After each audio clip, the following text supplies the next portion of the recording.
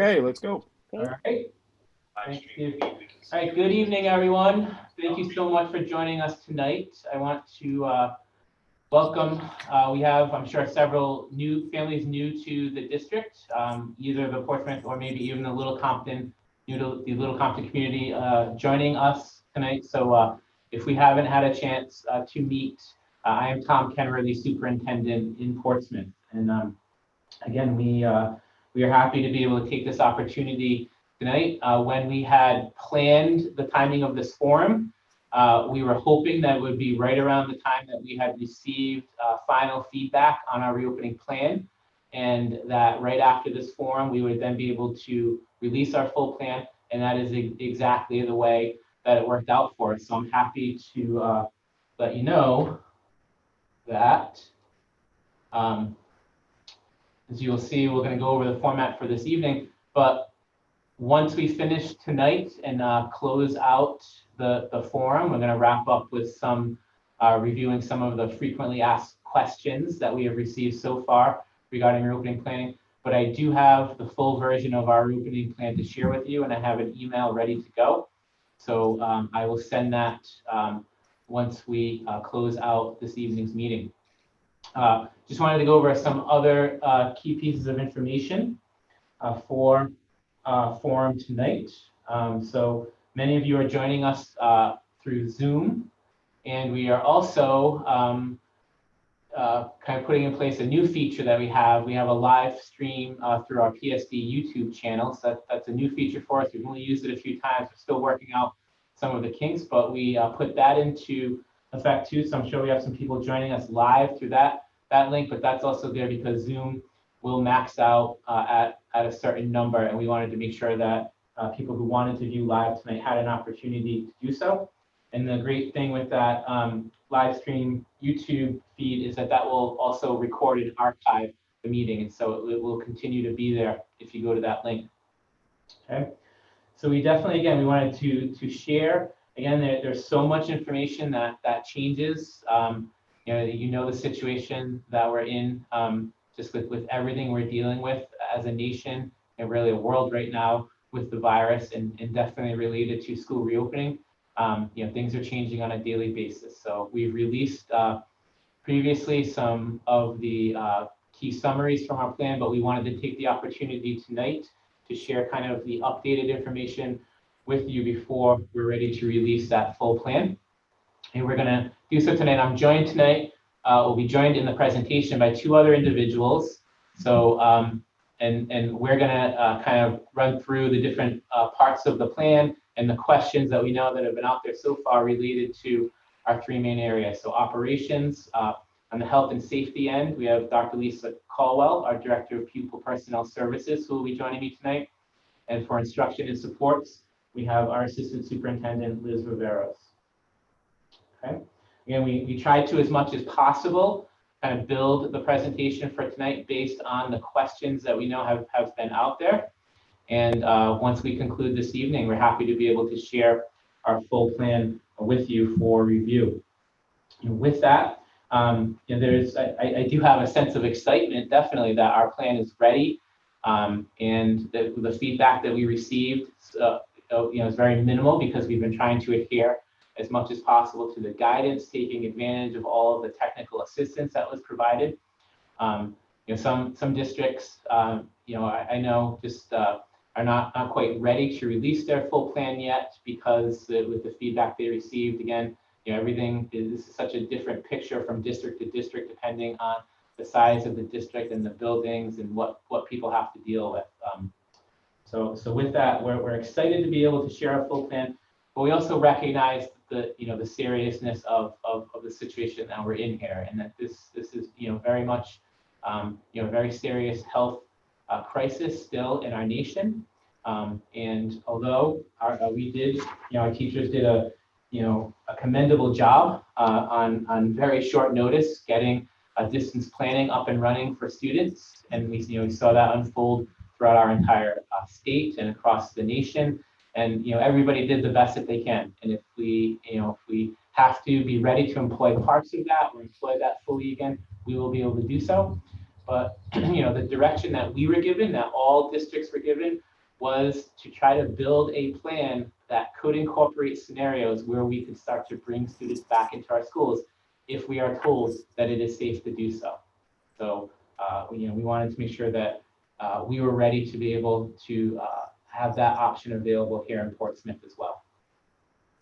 Okay, so again, I'm sure you've heard us talk many times about, as we have developed this plan, we've been doing it in conjunction with RIDE, or the Rhode Island Department of Education.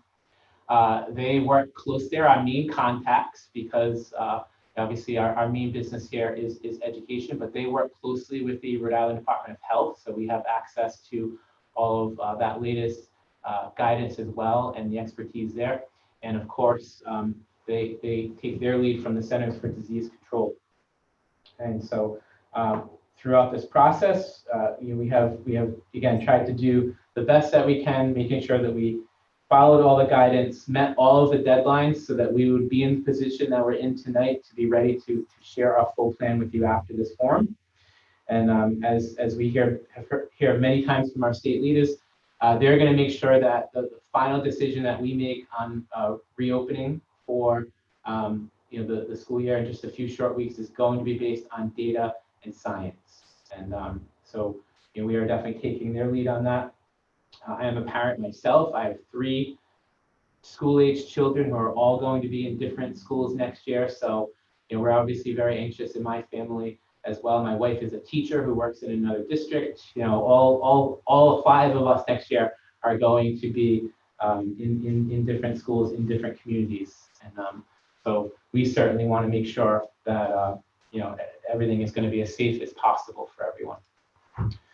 Okay, also wanted to share with you, when you see the full document, one of the section, very first sections you will see is this vision and guiding principles section.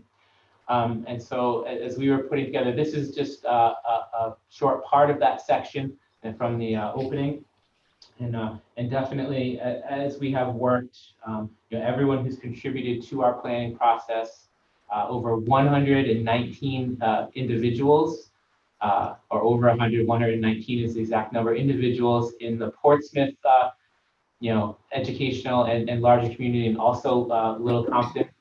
We had several representatives help us throughout this planning process to put together our plan. But first and foremost, we always ensured whatever we were doing, was with the health and safety of our students and staff foremost in our efforts. Okay, I wanted to start tonight as well, upfront, covering just that there has been, the original guidance that we received from the Rhode Island Department of Education that all schools were asked to develop their plans under, was released on June 19th. That set into motion our planning efforts, and our final plans, if you will, that RIDE had to review were due on July 17th. Several things changed just in that time from June 19th to July 17th, and several things have changed since July 17th up to where we are sitting right now on July 30th. And I'm sure some things will continue to change, with guidance as we are facing this decision on the reopening of schools. So there was a big press conference related to education from the governor yesterday. She spent a good deal of her time in her weekly briefing talking about school reopening and things related to education. So this is kind of the latest, and it was also what was unfolding, again, as I said there, since July 17th on the time that plans were released, that as districts have received their feedback, one of the key things is making sure that all of these things were fully incorporated, because in some cases the guidance didn't come out and directly say these things, although through technical assistance sessions and further work with the state, some things came to the surface as they developed. But these are the things right now that I would say, if districts are still not able to fully release their plans, they're working on all these. So some of these we were fortunate were already included in our planning because we had decided that that's where we were going to settle. And there were a few things that we had to tweak as well. But as I said, on our end, they were very minor. But I did want to go over these items, because they're all very important to just kind of the continued process as it will develop around schools reopening. So that, if you haven't heard, yesterday in our press conference, the governor was very clear that masks and face coverings will be mandatory for any in-person instruction.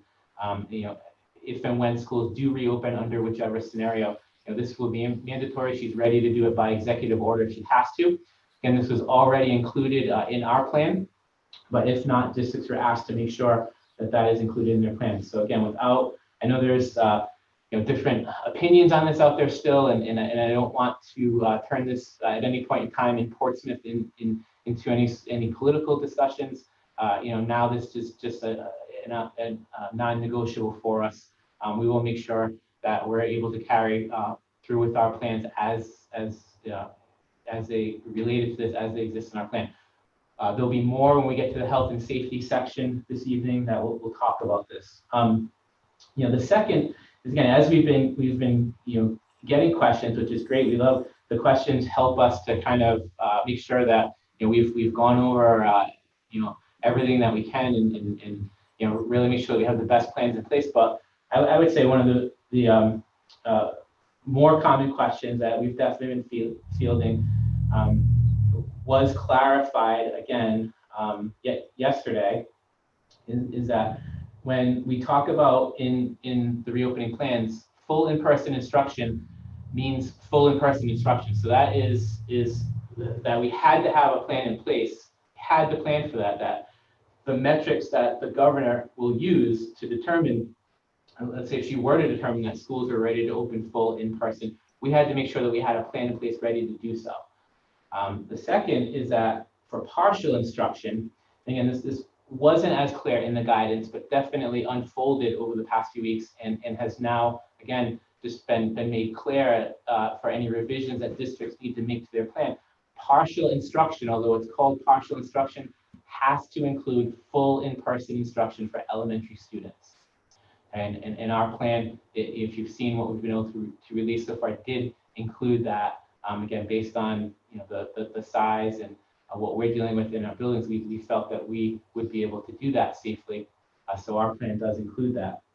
The third is that distance learning options must be available to all students. So for any family to choose that option in whatever reopening scenario that we reopen under. So this one has been a work in progress. I'm happy to say, and what you'll see tonight, we've been able to work out our distance learning options. This was something in the original guidance and in the plans that districts put forward. You didn't necessarily have to have a full-fledged plan to release, but districts were asked to make sure that you could put that in place, and we have done that as well, and that is now part of our full plan. And then yesterday, this was new to everyone, including myself. Yesterday, the governor released the 5 metrics that she will use in conjunction with other state leaders to determine the school reopening readiness status. And the date right now, again, if you haven't heard this date, and this is the date that she is saying on or before. So if it can be moved up a little bit, but kind of the deadline that they have drawn in the sand is August 17th. They are going to use these 5 metrics. Okay, so the first is obviously an important one around statewide readiness, and where does the state stand with the virus and the number of cases and hospitalizations and all of that, and that's obviously going to be very important.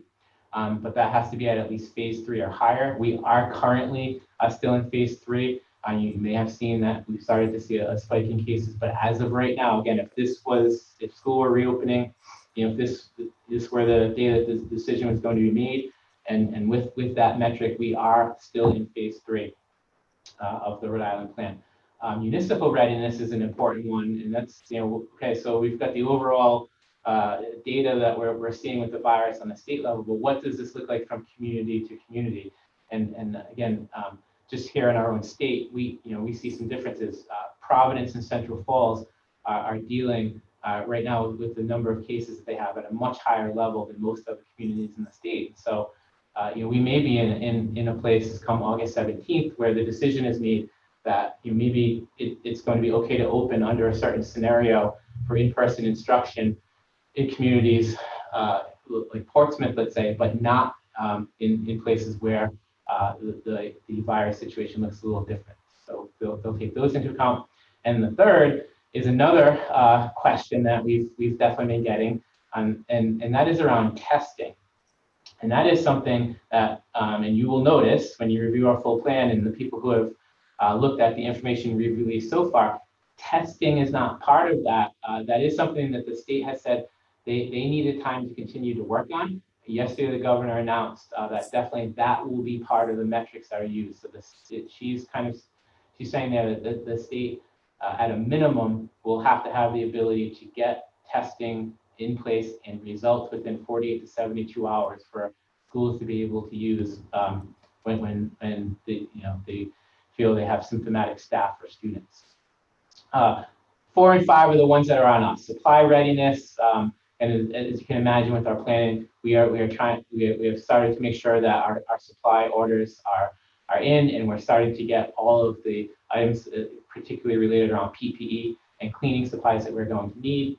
5, really, if you look at that one, is about everything that's in our plan that you'll see when it's released, and that we're going to be discussing further this evening.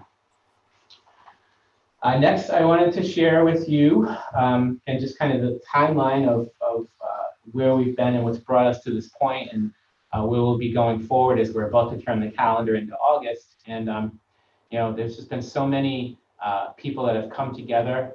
And this picture has looked similar in every district across our state. I'm sure it looks very similar across the nation as all schools and districts are grappling with this decision of what plans we could put in place to have for it, if it is ready to bring, we are ready to bring students back safely. So again, we had that June 19th date with the release of the RIDE guidance. We put a planning structure in place and various committees, which I'll go over on the next slide. As I mentioned, that ended up representing, when all was said and done, 119 separate individuals. We took advantage of an opportunity. RIDE made a consultant group available, the district management group, to all Rhode Island districts, and they offered to help districts. We had a couple of sessions with them, and they offered to review plans and give feedback, but it meant that you had to have your plan in at least a week prior, or a good working draft of your plan. So again, that was just a tremendous effort that came together to get us to that point, but we were able to do so. So we received that DMG feedback, incorporated into our plan, made further revisions, and again, made sure that we hit that July 17th deadline. As I mentioned, since then, within the last few days, we have received our feedback. We're ready to release our full plan after this forum this evening. And then as we turn the calendar into August, a lot of the effort there is going to fall in conjunction. We'll work with them at the district leadership level, but we do have in place these building-based reopening teams that we ask each of our school leaders to make sure that they have. And so all 4 of our schools have these teams ready to go, and they are going to take the plan and all the efforts. Most cases, all of these 3 committees were drawn in large part from those building-based teams, so that now those people are going to go back to their various teams, and there'll be the knowledge of what was taking place on those committees and building the plan. But again, this evening, in the presentation that we've laid out, I'm obviously taking a role here, and in this planning process, I led the reopening operations subcommittee. Instruction and supports was Liz Viveris, our assistant superintendent, and health and safety, Lisa Caldwell, our director of pupil personnel.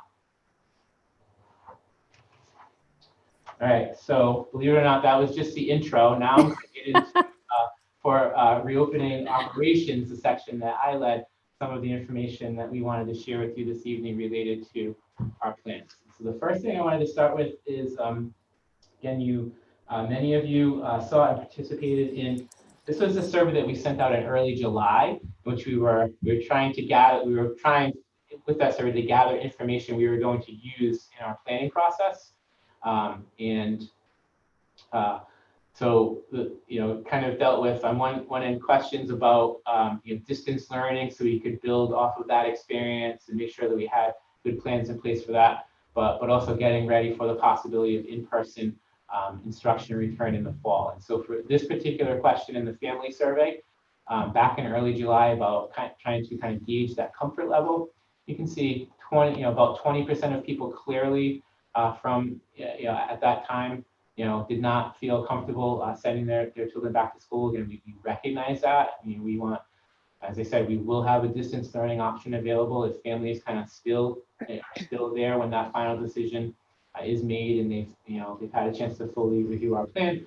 But you can see the majority of people fell into, at that time, into the yes category or they're not sure. I have no idea. I don't know if you can see this line that suddenly developed on my screen, but I apologize for that. I don't know what I did. Okay, so that leads us into, if you've had a chance to look at any of the information we've released so far, our reopening scenarios. As I mentioned, one of the things that maybe wasn't as clear in some of the guidance, but was definitely made clear over the past few weeks, is that RIDE in district plans wanted to make sure that you kind of, if you look at this as kind of the spectrum of return scenarios, so that there is a scenario where districts are ready for full in-person return if that is where the metrics lead us to at any point in time.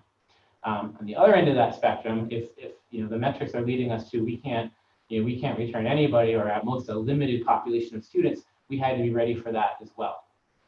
Most of what you've heard about district plans have probably centered around this middle option, so this partial in-plan scenario. They mentioned, although it's called partial in-person, RIDE's expectation is that at least at the elementary level, all students are attending school every day in person. So we made sure that our plan was built on that in our partial scenario. As we were developing that, again, and kind of looking and making sure and visiting our school buildings to say, okay, would we be able to do this? What also became apparent to us is that we could also do that for us at the 5th and 6th grade level. Okay, continuing to follow in that instance the guidance that's specific around elementary, and keeping students as much as possible on what is known as these stable pods, so that for the most part, students are not going to leave that classroom except for maybe recess and opportunities to get outside, or phys ed that would allow opportunities for them to get outside, which are going to be very important, obviously, with the constant mask wearing and everything else that will be happening. For us in Portsmouth, again, and this is where kind of depending on the size of the district and the buildings, the scenario, does get to look a little bit different in this partial scenario, district by district. And then for us, as we started to get definitely into the high school, but really it was from 7th grade up, even in 7th and 8th grade, in the course structure, what students take, they do switch classes more often. It would be difficult to provide any sort of instruction and then try to make that as seamless as possible if we did have to go into full distance learning. So our partial plan, again, revolves around 7th through 12th grade. That's where we would kind of scale back the in-person,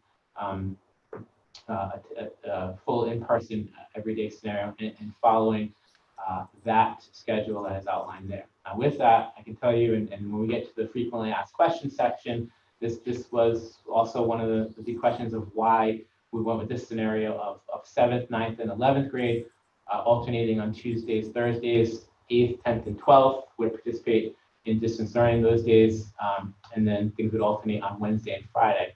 And we looked at many different scenarios, splitting the alphabet in those grades, maybe doing 2 days up front, and each grade. Again, we just based on the cleaning and disinfecting that we know that we can provide, but also trying to make sure that the instructional program was going to be able to look as closely to what students are used to, and allow us to be able to transition between scenarios.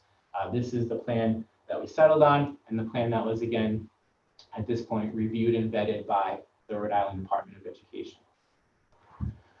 Okay, a couple more topics that I wanted to share with you related to operations tonight.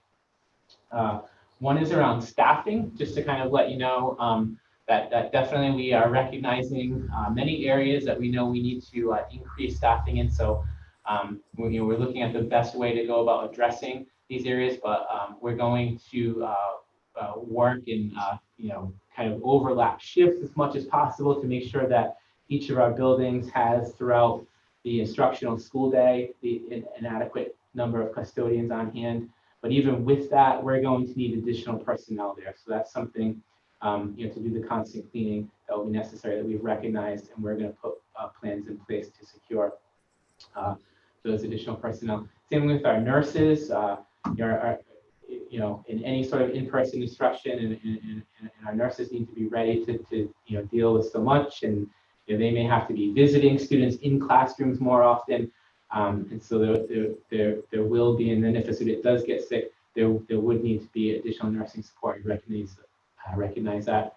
General school aides are related to our elementary level, and they're a tremendous help for us in things like lunch and recess planning. So we've made sure that our planning going forward, getting ready for the school year, includes hiring additional personnel there. One other important item we wanted to share with you this evening related to staffing has to do with substitutes.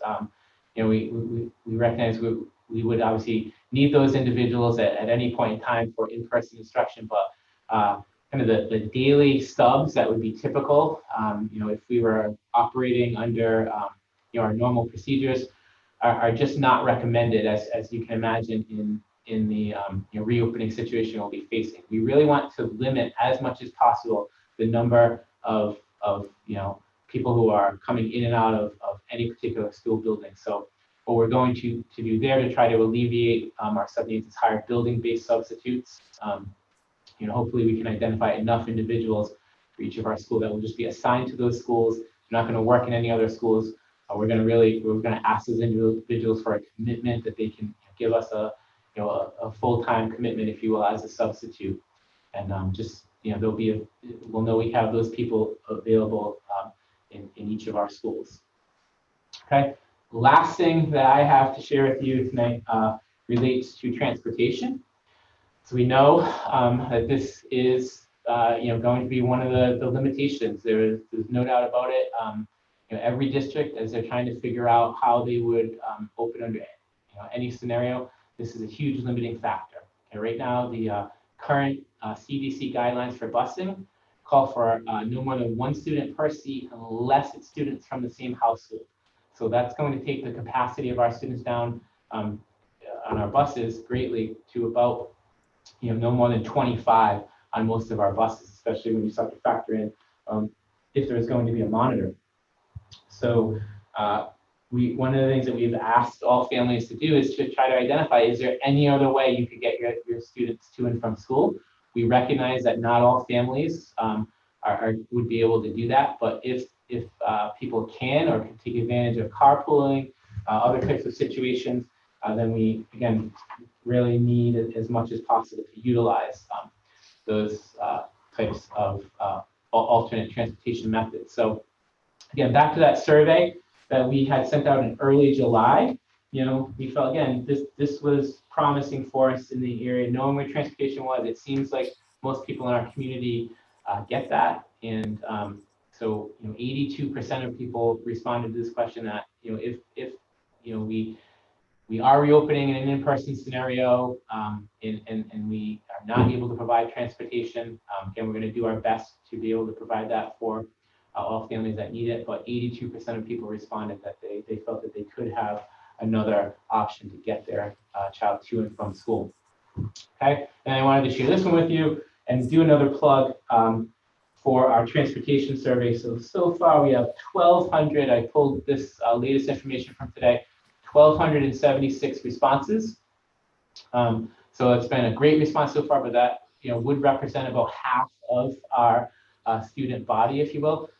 This is something, in this particular case, we are just asking the survey of Portsmouth families, Little Compton. If we have families on from Little Compton, you obviously get your transportation through Little Compton. I believe they're sending their own surveys and trying to figure out there. So, but again, related to Portsmouth families, so far, about 47% of families have been able to opt out, saying that they won't need busing. That's helping us tremendously. We haven't sent out a survey like this before.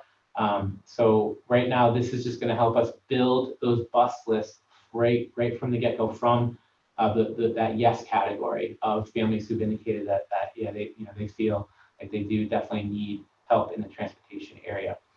With that, again, if you have friends, neighbors, so forth,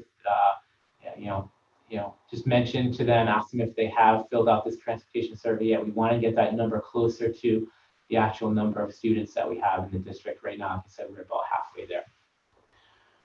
All right, you've heard a lot from me so far. I'm about to turn things over to Dr. Lisa Colwell, our Director of Pupil Personnel Services. Again, she led in our, leads a lot for us, but in our reopening efforts, she led the Health and Safety Subcommittee.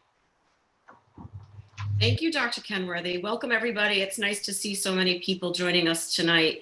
I know that this is a really important topic for our community and our students. So again, thanks for being with us tonight. So as Dr. Kenworthy pointed out, I co-chaired the Health and Safety Subcommittee with Mr. Dean, our Director of Facilities. We had approximately a little over 40 people join our subcommittee, comprised of staff, some of you who might be listening tonight as staff and parents or community members. So the first thing I'm going to talk about a series of topics similar to Dr. Kenworthy.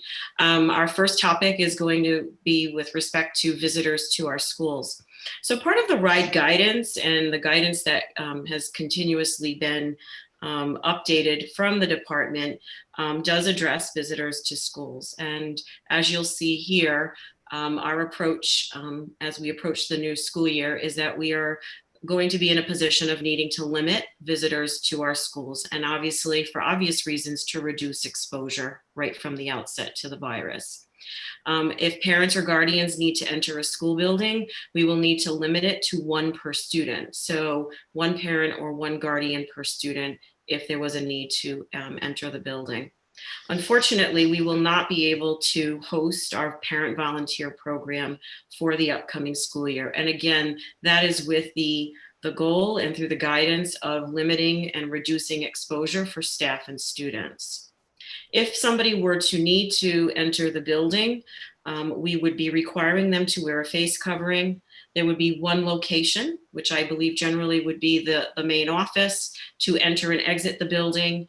And then we would be keeping a log that we are required to maintain for all visitation into our schools.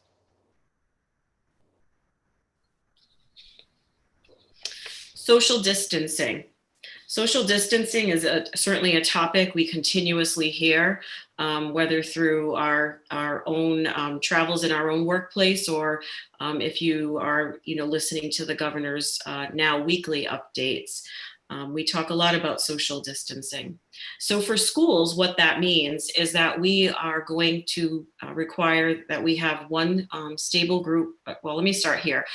1 stable group can be in a large space with another stable group. And the reason I put that at the top is because there's been a lot of questions about whether or not how groups can mingle or not mingle. So one of the things that I think some folks may have misunderstood along the way is that there could not be 2 groups in 1 space.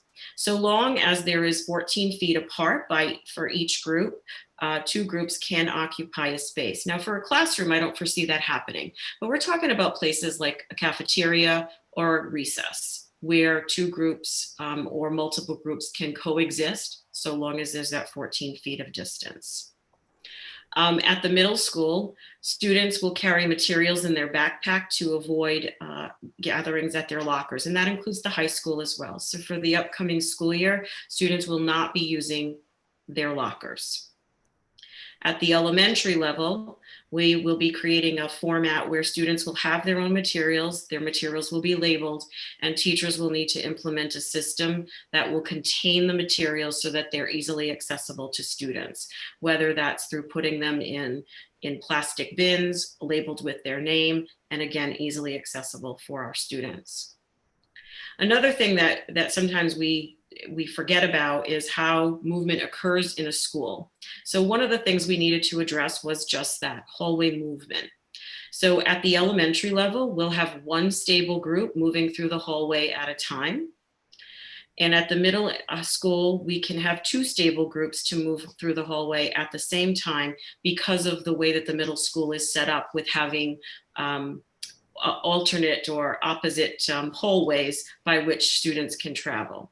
At the high school, this will vary, and it's for obvious reasons with respect to the class load and the course load that students are taking.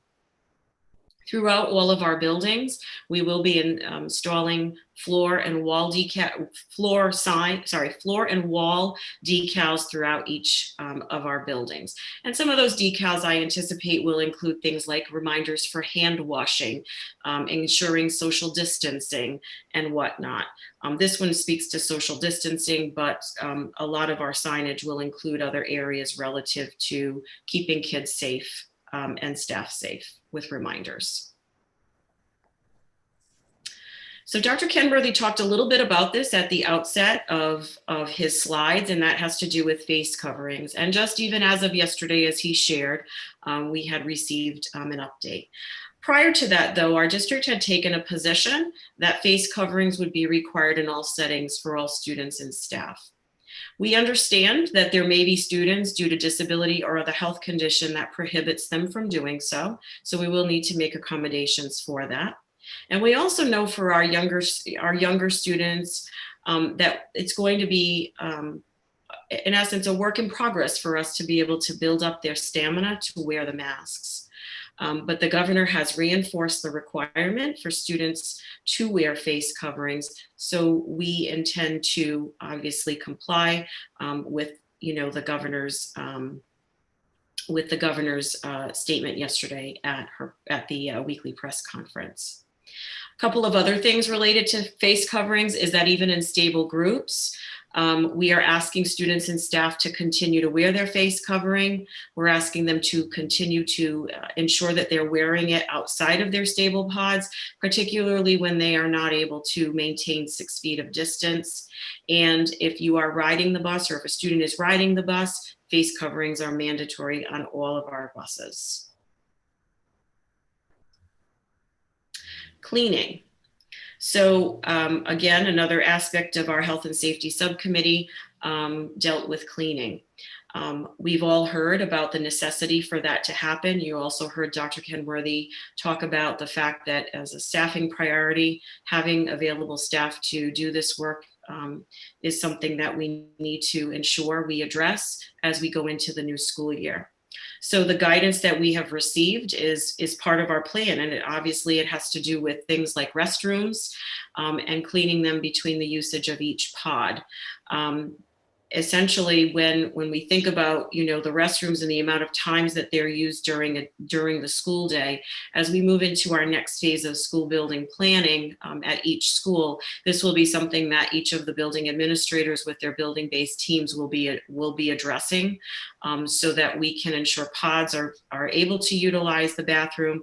And then also addressing issues where students may need to use the bathroom outside of their scheduled time. In all instances, however, a hospital-grade cleaner or disinfectant will be used. Mr. Dean, our facilities director, has already begun to procure these supplies for our buildings. It's also important to note when it comes to cleaning outside of the restrooms that there are other areas of the building that we consider to be high touch areas. So you have some examples here. While it's not exclusive, but we think about things like doorknobs, water stations, countertops in common areas, railings, but anything that's really a high touch area, we will have to have a designated person who will make rounds throughout the building, cleaning these high touch areas frequently. Teachers and staff will have supplies in their classrooms so that if they need to wipe down desks or their own high touch surfaces, they're able to do that as needed. And then certainly if and regrettably, if we did have a potential or confirmed case then of COVID-19, then that would require a deep cleaning and sanitization of the area in whichever building there was an outbreak. COVID screening. So our district's plan includes screening for both students and staff on a daily basis.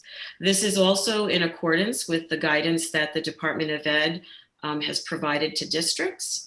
So I'm going to focus for a minute for students, and then the staff is very similar, but essentially we are asking students to be screened at home each day by families. So if you have multiple students who attend the Portsmouth schools, we would be asking families to ensure that all of their children who attend our schools are screened individually. The good news here is that we have been able to put in place through the Aspen portal, student information system, a very simple way in which to do this on a daily basis. Dr. Kenworth, if you could click on that, thank you, that link. Essentially, some of you may recognize this form, whether you go into any service industries or perhaps if you've visited a physician's office, or you may see something that looks like this. But this is the state of Rhode Island self-attestation form that is used. We have taken this form, and what we have done is through the great work of our tech department, we have been able to insert this form into Aspen, where it asks you very simple questions. You do not need to check off yes or no for each one. It's a simple sign off on each day. It pre-populates the date. We try to make it as simple as possible while also complying with the guidance from the department. One thing I do need to share is that we will need and plan in the spirit of maintaining a healthy environment. We will, through Dr. Kenworthy's office and through your building administrators, ensure that we're constantly communicating the importance of this daily screening. However, if the daily screening is not completed, then buildings will need to or be following up with families to ensure that we're able to get this data on a daily basis. For staff will do the same screening, and they will also do their screening in Aspen as well. So we'll have two avenues of screening in the district. The next thing that we'll talk about, and actually the last piece for me, is before and after school programming. Right now, as you know, in the district, we have we've had AlphaBest in the district, which is a program that's licensed by the Department of Human Services. And we've also had other programs within the district that may be located at one of our buildings. So in both of those instances, if it's an AlphaBest type before and after school programming, then that program will need to follow the Department of Human Services or DHS's guidelines for operating a before or after school program. If it's a before or after school program located, say, at the middle school, that is not a DHS program, then that program would need to ensure that they are complying with the Portsmouth School Department health and safety guidelines that we're currently working under. What I will share with you about before and after school programming is that right now we have not made a final determination regarding before and after school programming for the district. I anticipate that obviously we will make that decision very soon. We're just not in the final stages of being able to do that. I think that would be a great segue into Mrs. Viveros's teaching and learning or instruction and support section. Excellent. Thank you. Thank you, Dr. Kenworthy and Dr. Calla. Good evening, everyone. I will now be taking some time to discuss what teaching and learning will look like for our students this coming year. I do want to start by thanking everyone that was a part of our instruction and support subcommittee. We had 45 members contribute to the decisions that went into our section for reopening plan. So thank you for all of that support.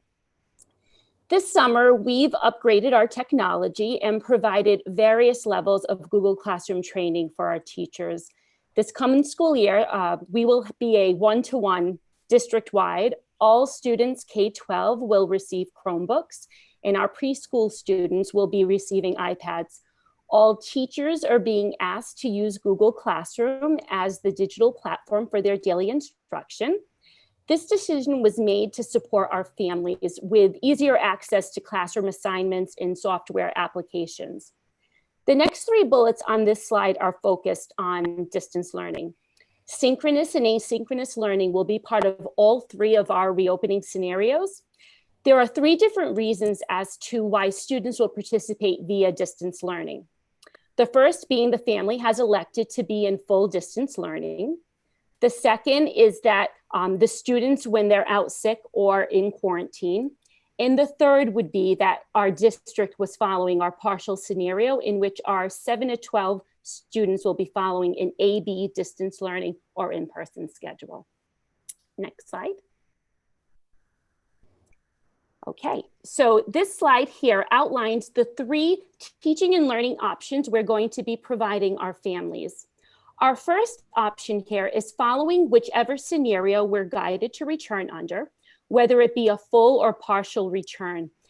These students will follow their regular class schedule, keeping in mind that there's going to be much flexibility to support the need to maintain a safe and learning environment.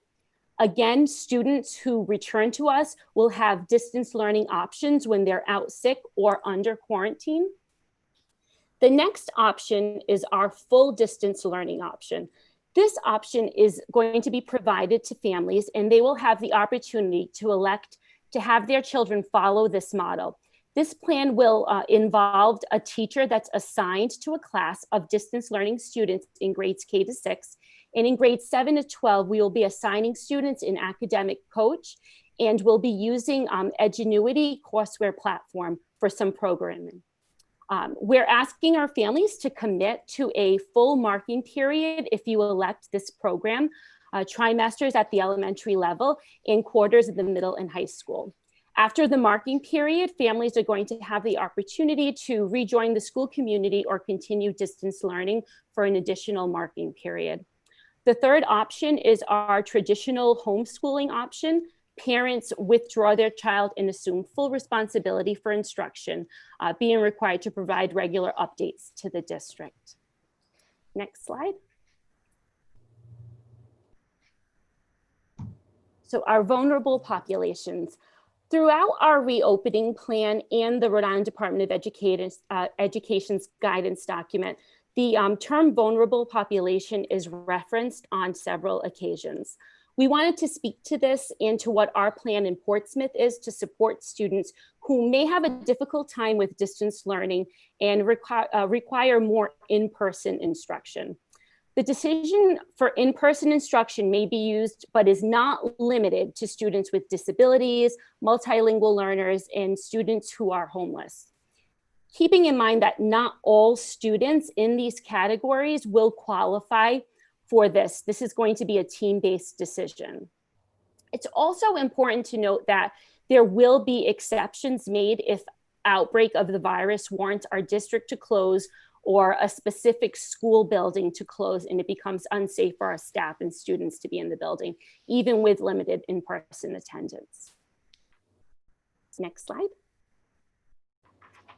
Continuing with our vulnerable population, we wanted to just share some important information on meetings and transitions. All special education and 504 meetings will be conducted virtually or by phone this coming school year.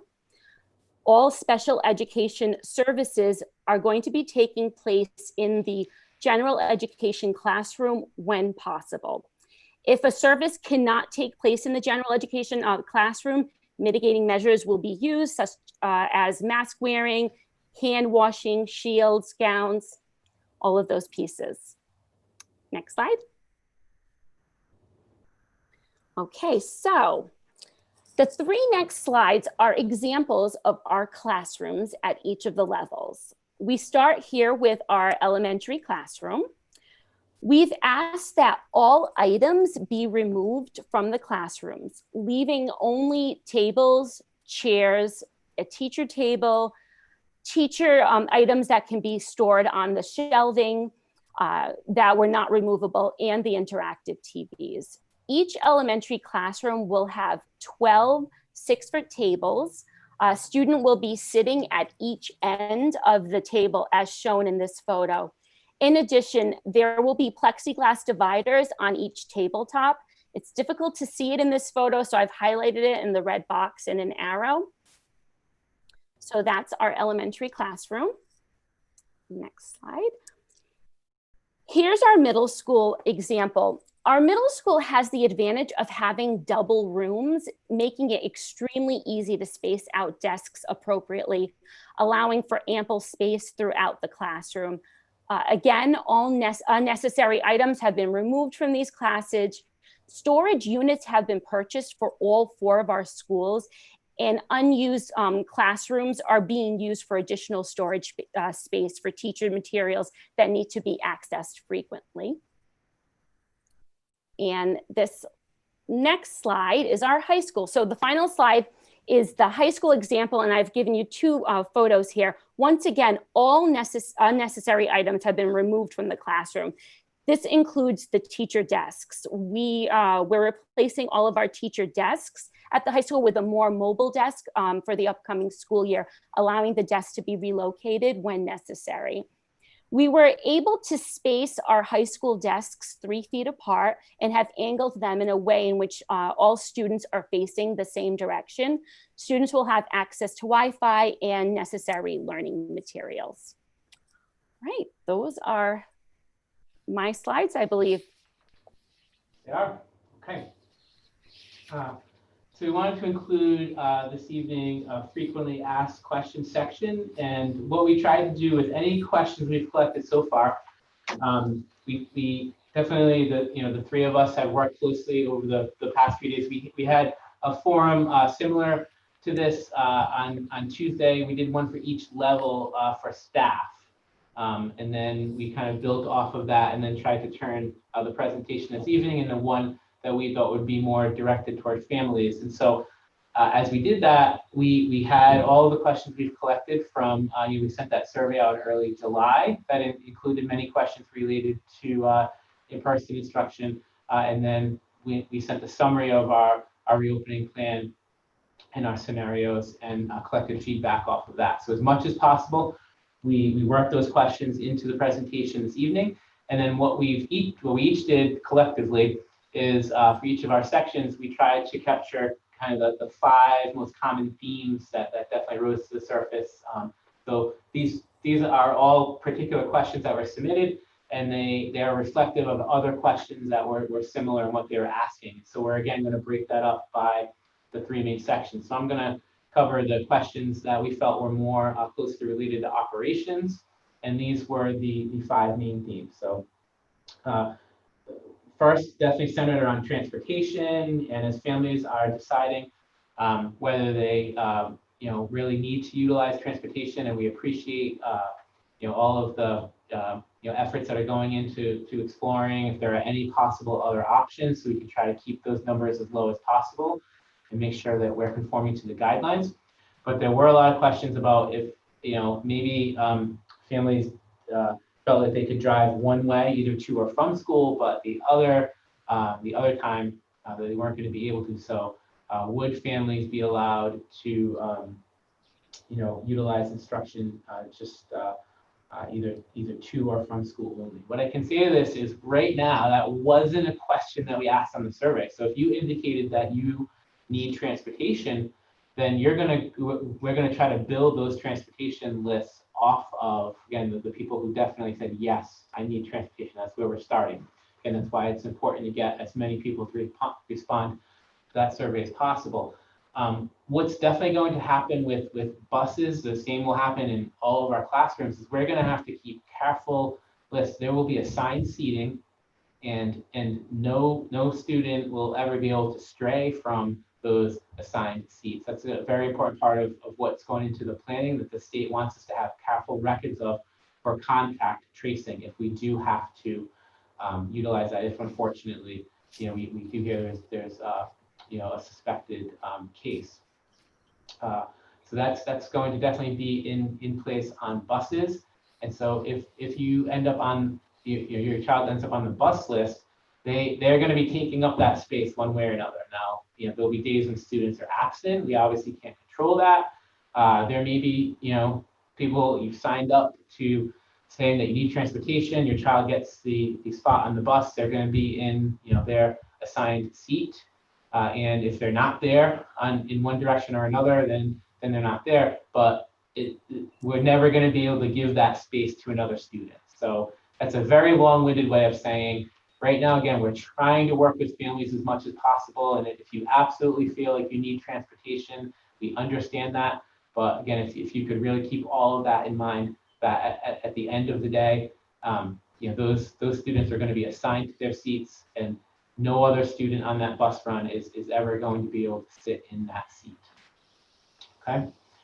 So question 2, as I was looking for the themes related to operation, was second was definitely around testing. And so I did address people who have read the summary of our plan, or I did get some questions that people had even looked at other districts, what other districts had released about their plans, and nobody was talking anything about testing. As I said, testing was not part of the guidance and what we were asked to plan for at the school level, so you're not going to see that in any of the district plans.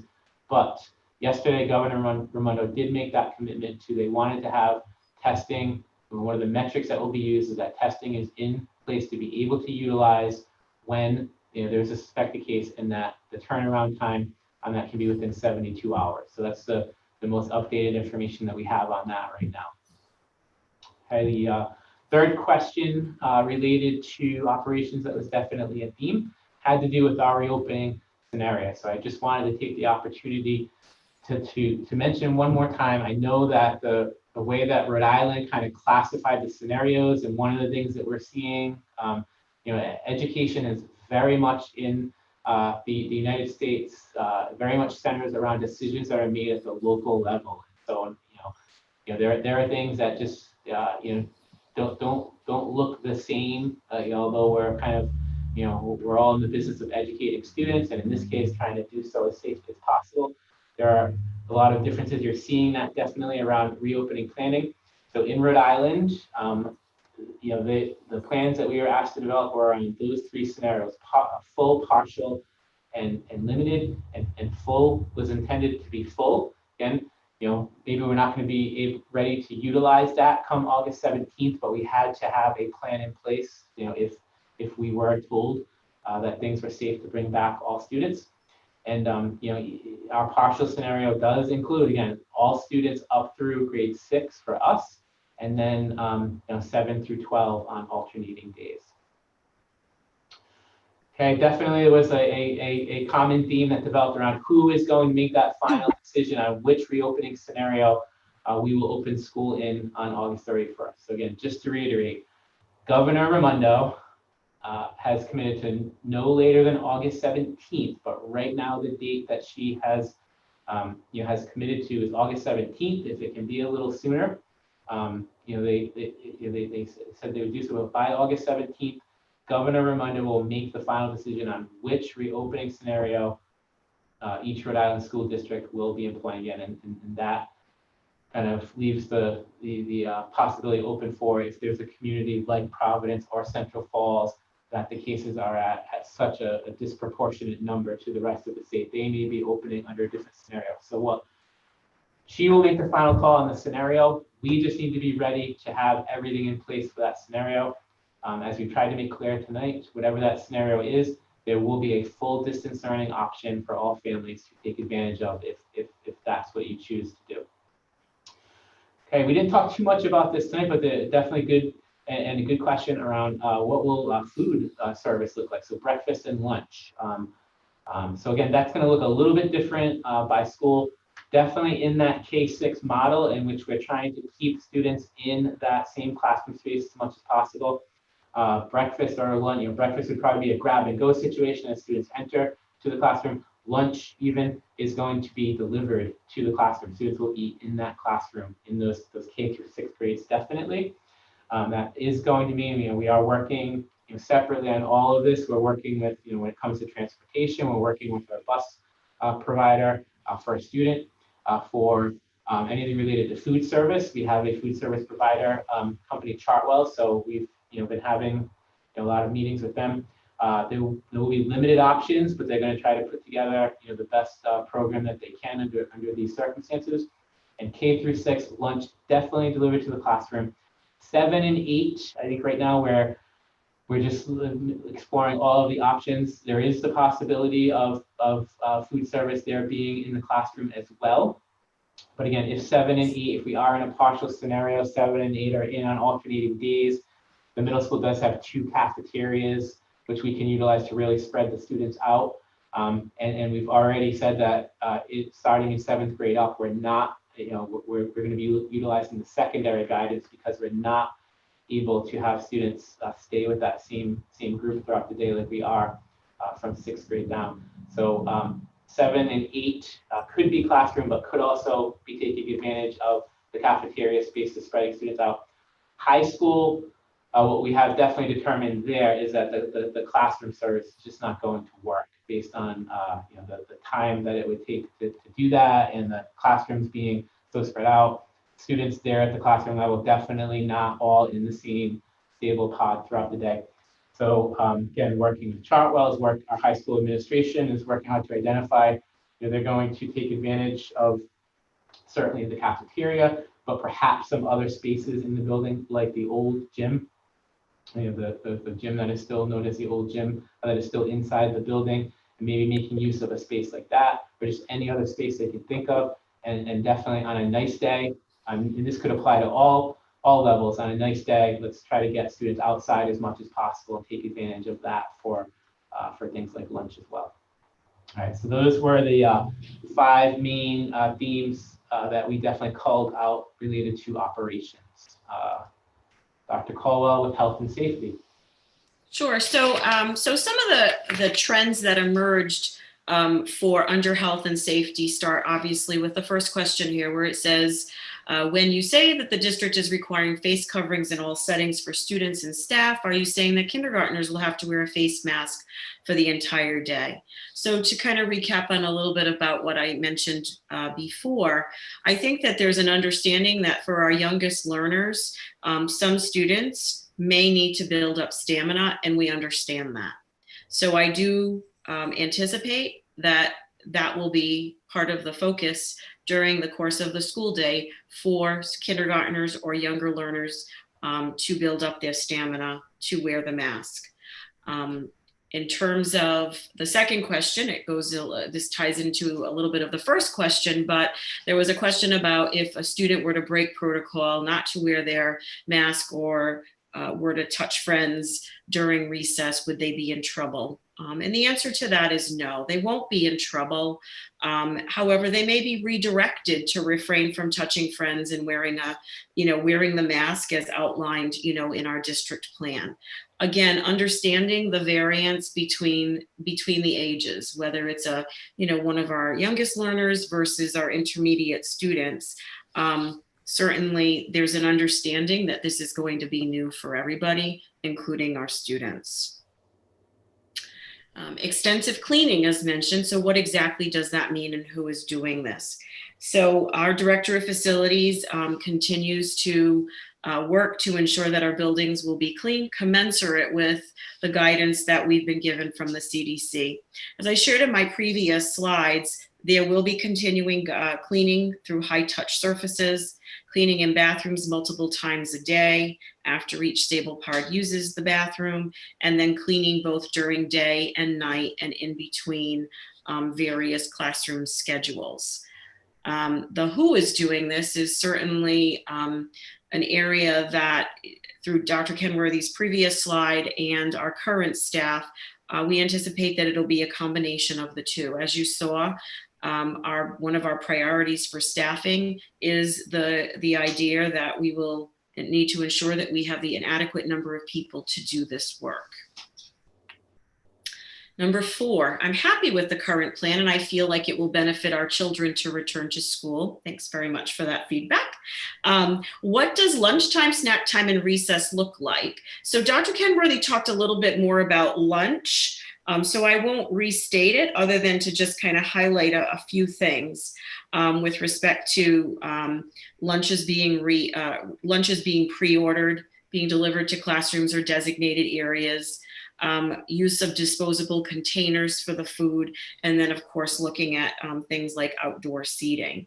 With respect to recess, we anticipate that there will be, we plan for the fact that there'll need to be a designated area for stable groups for students to have available as part of the daily schedule. And again, with the goal of keeping those stable groups or pods, maintaining that 14 feet of distance. The last question talks about screening. So why do I have to screen my child every day if I know that I'm not going to send them to school when they are sick?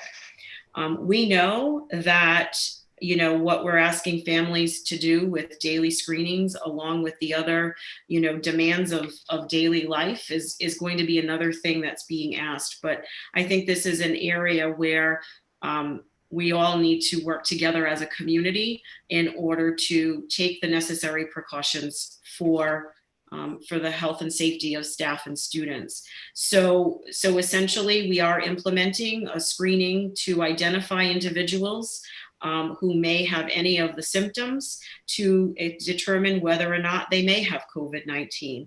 By doing a screening, of course, is not going to tell us that somebody does or does not have it, but certainly by looking at the symptoms, it is a reminder of the symptoms to be looking out for, and then to address those symptoms by keeping your child home if they are demonstrating any of them. And obviously, this is all in the spirit of reducing any sort of transmission to anybody within our school community. So we do rely on, and we will be relying on families to really help us with this so that we can, again, keep everybody safe and in that spirit of keeping kids healthy and staff healthy.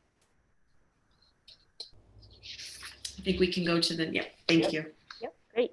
Instruction and supports. So the following questions were the most frequently asked involving teaching and learning. The first, if we are in distance learning scenario, will there be opportunities for more vulnerable students to receive some in-person support and instruction? So yes, we'll be supporting our vulnerable students in person as much as possible. Again, as I referenced earlier, there will be exceptions made if outbreaks of the virus warrant our district to close or a specific school building to close, and it becomes unsafe for our staff and our students within that building. The second question, how can families have a continuous flexible choice in whether our kids return to a physical school building or continue distance learning throughout the school year? So as stated earlier, we will be giving parents the choice of distance learning as at the start of each of our marking periods, understanding that you need to commit to that entire marking period. And we'll be sending out a Google form this week to be able to start to gather that information. The third question, will we have unified arts? If so, will they all occur within the classroom? So yes, we will be having unified arts. At the elementary level, art, music, and library will be occurring within the stable group classroom environment and during distance learning. PE will be outdoors as often as possible. At the middle school level, the students in 5th and 6th grade will remain in their stable classroom environments as well. And grades 7 and 12 will follow the secondary model. Our fourth question, will my child have access to a Chromebook again? All students, K-12, will be issued individual Chromebooks. Pre-K students, again, as I had said earlier, will be issued iPads. We will be sending emails to families soon to begin the distribution of those items. And the last question, will my child be able to meet individually with the school social worker? Our mental health and support staff will be available to all PSD students. They'll continue to work with small groups, provide individual support, family support, and be available to triage when necessary. We'll also be working with our support staff to develop a parent hotline that will be monitored throughout the day for any mental health support that our distance learning families may need as well. Those are our 5 questions. All right, so thank you for hanging in there with us so far. This is the last slide to share with you. We're going to talk about kind of the next steps. We are recording this session. It will be available. And when we end this evening, I will send the email. You don't have to read it right away, but you will have an email from me that will include the link to this presentation, a link to be able to view the extended forum this evening, and a link to our full reopening plans. I know that's going to be a lot. You're going to need some time to digest that, but all of that information will be available.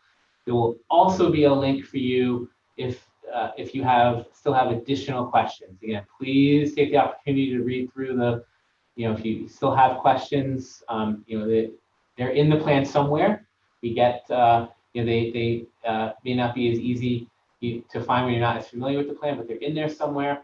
If for whatever reason you still can't find the answers to your questions, there will also be a form for you to access to get those questions to us. And then throughout the month of August, as we hit the next item, which is, this is really where our school-based teams, and they know that they're going to really come into play now here. So throughout July, again, most of the planning efforts centered around those three main subcommittees that we've been talking a lot about this evening. From here on out, it's going to be, myself, Mrs. Viveros, and Dr. Caldwell kind of directing our school leaders and these school-based teams to really take the information that's in these plans and make sure that we have things ready at the school level for, again, whichever scenario we will be opening the school year under. As Viveros mentioned, we put a date in here that would be Monday. We are going to get that link out that will include the option for families to select full distance learning, no matter which scenario we open under. If, again, you are adamantly in that category, you will have the ability to do that through this form. We are, again, as she's mentioned a few times, just going to ask you to commit to a full marking period. Your commitment right after that would just be for that first marking period, either the quarter or the trimester at elementary. August 14th is going to be the dead. That is not me. I don't know. Is that you? What are you doing? No. No. August 14th is going to be the deadline. So there's going to be a 2-week turnaround. We do need to start kind of getting that information. The sooner, if you know you're definitely going to make that selection, the sooner we can get the information, the better. Well, so as it comes in, we're just going to start taking that information, but we do need to start building class lists, readjusting other class lists. As Mrs. Vera mentioned, at the elementary level, there's going to be a dedicated distance learning classroom, if you will. So we have to start getting those things in place. Obviously, like with any of this, time is of the essence for us. August 17th, again, is the date that Governor Raimonde will be making. She will be making the decision as to which scenario each district will be opening the school year under. What we are trying to do is make sure that we are just ready for whatever that is going to look like in Portsmouth, and that we can bring, when it is appropriate to do so, we can bring all students and staff back safely. And then August 31st, and in our revised school calendar, we are following the statewide calendar. August 31st will be the first day of the school year. So thank you again for joining us. I know there is still a lot of important decisions to be made here. We recognize that everybody is doing that on an individual basis as well for your own families. So we certainly appreciate that. Again, you'll get that email that will include links to everything, including the full plan. Thank you very much for joining us this evening. Goodbye. Thank you. you.